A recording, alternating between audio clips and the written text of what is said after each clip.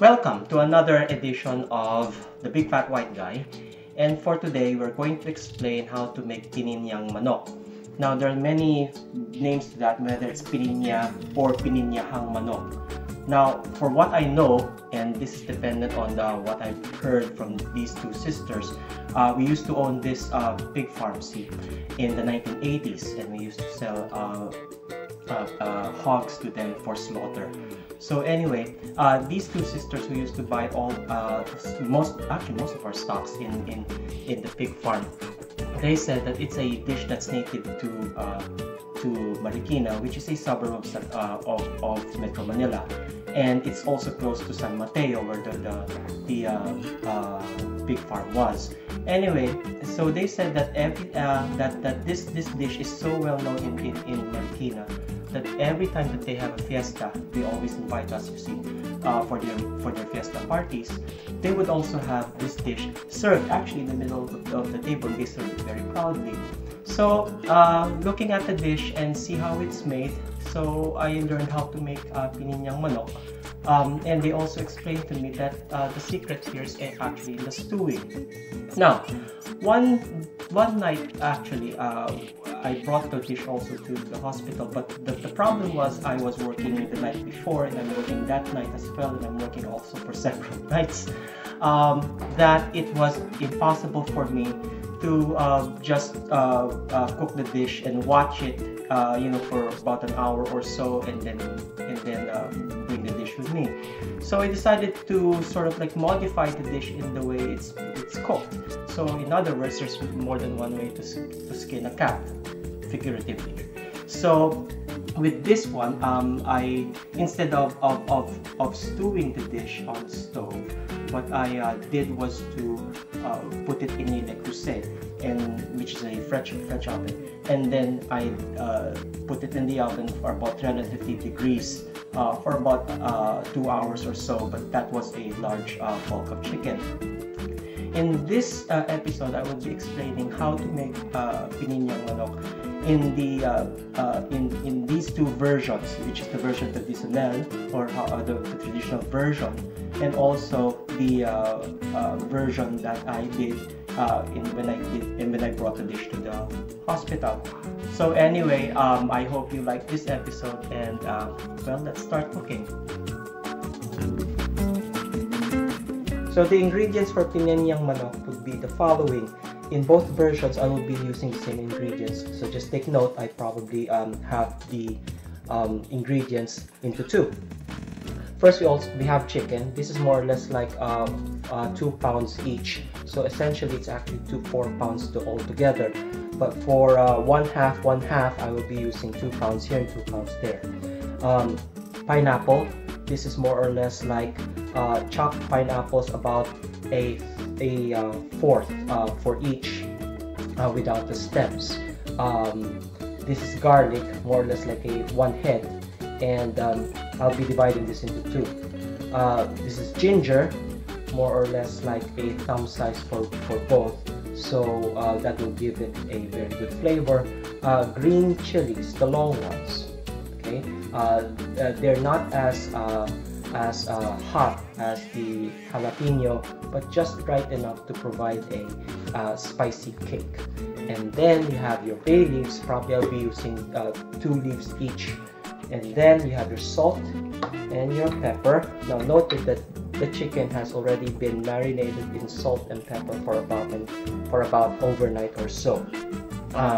You may choose to do that for an hour, you may choose to do that for half a day, you may choose to do that for 2 hours, whatever your preference would be. But it is much better if you have your salt and pepper already incorporated in the chicken. That will provide the flavor and the saltening of your salting your chicken. Okay. And then here we have coconut milk. I'll probably use half a can for each. In the traditional version, what we will do is to stew the chicken, and it starts off with, of course, having a little bit of oil and sauteing your ginger and garlic.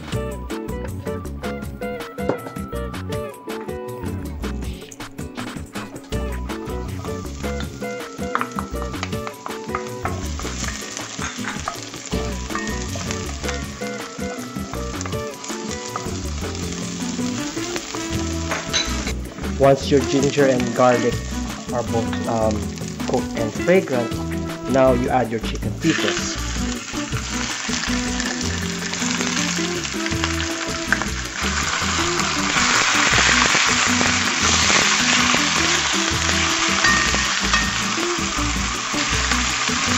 Now sometimes you have to turn the chicken over to the other side so that it gives an even cooking and searing process. Now you will notice that the chicken will be cooking on the outside, a little bit of sear. That is good, as the chicken fat is now being released. It is at this point you add your pineapple.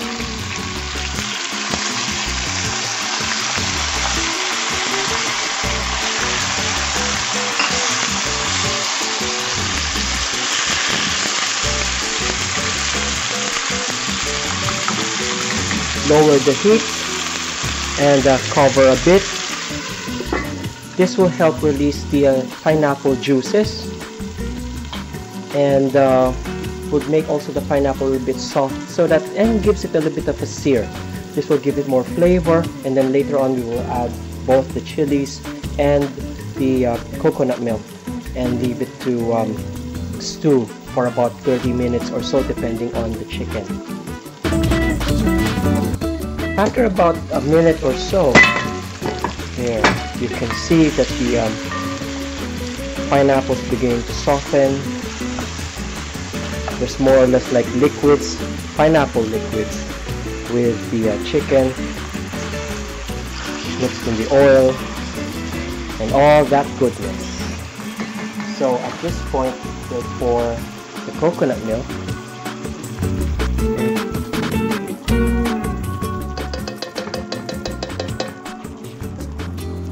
And top it with chili.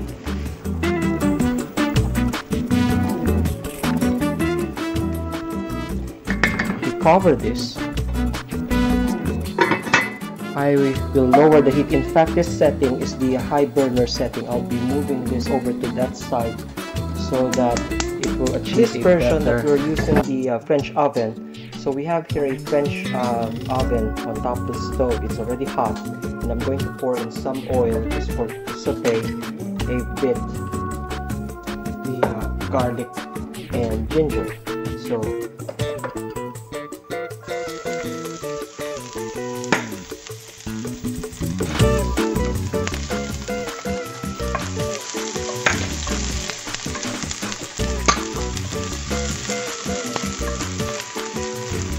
now, once fragrant, put the chicken pieces.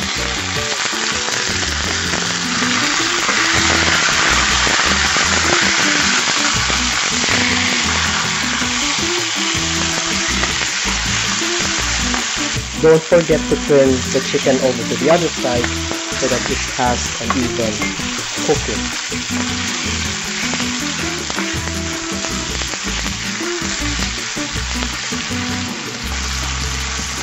About 3 minutes after the chicken has been put in the French oven, then you may want to add the pineapple at the side. This will soften, the heat will soften the pineapples up. Now you can also use canned pineapple. It's easier, but for this cooking demonstration, I decided to use pineapple, fresh pineapple, as they are cheap anyway these days, and not to mention it's, you know, the more traditional way of doing things. Now, you may want to lower the heat a little bit and probably cover it for a few minutes so that you will soften the pineapple and let the juices mingle with the chicken.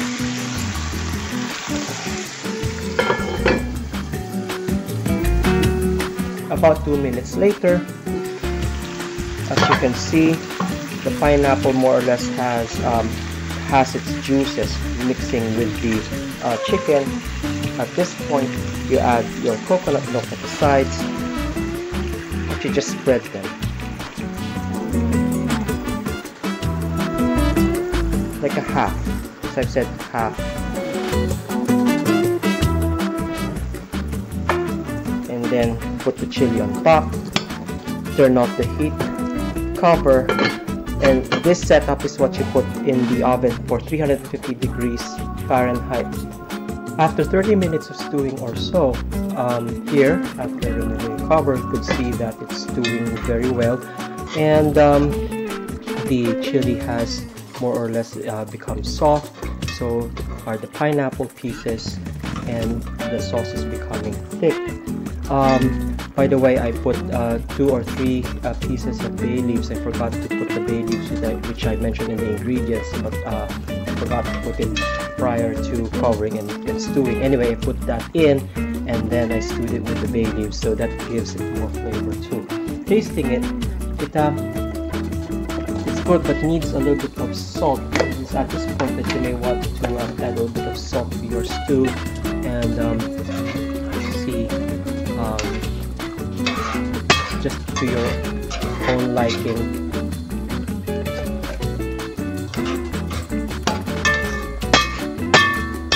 Now, you may want to stew this further if you want a thicker sauce, or you may want to have it just as is and have lots of sauce.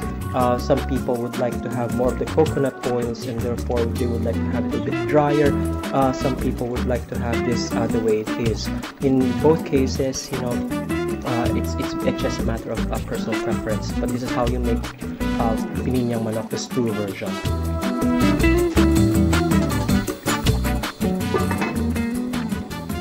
This is just taken out of the oven after an hour of baking, and I haven't opened the French oven yet. Now this is what you get. It's actually good. As you can see, the sauce is just right. The 4 chicken pieces are of course very well done, and it is very soft. Now the sauce is very thick. Perfect. In fact, I don't even have to stew this further just to make the sauce thicker. Now, just remember, however, I'm doing a half recipe on this. If you're going to do a whole recipe, which is 4 pounds or 5 pounds of chicken meat, you may want to do this for 2 hours so that it will just stew right, and it will cook thoroughly, and at the same time make the chicken pieces very, very soft.